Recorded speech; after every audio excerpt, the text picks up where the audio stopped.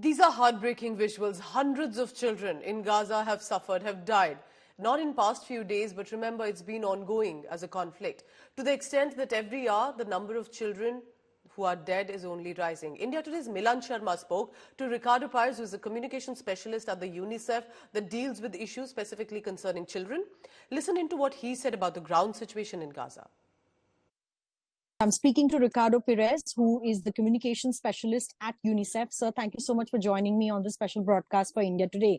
I want to understand from you, currently we've been hearing a lot about how aid from multilateral organizations, whether it's the UNICEF or the UN organizations that are trying to help people in Gaza, are not able to reach them.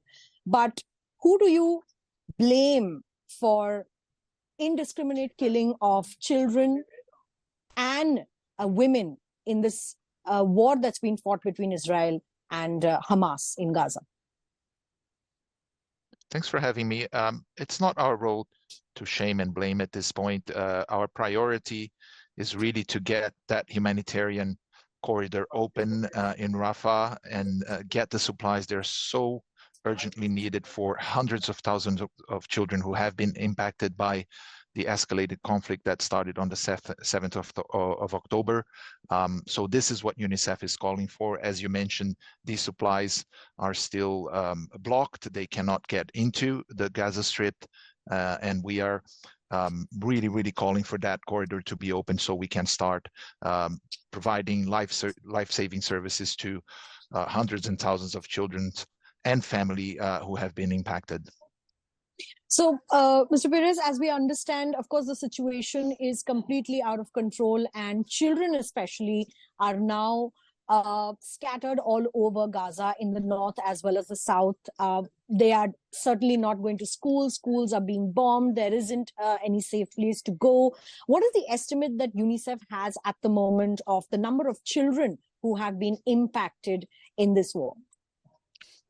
We don't have a very specific number at this point. As you can imagine, access to the affected areas is very difficult right now. It's often not safe. And these monitoring exercises, they take time sometimes, and we need to be able to move around, and that is not the case right now. We know many children have been impacted.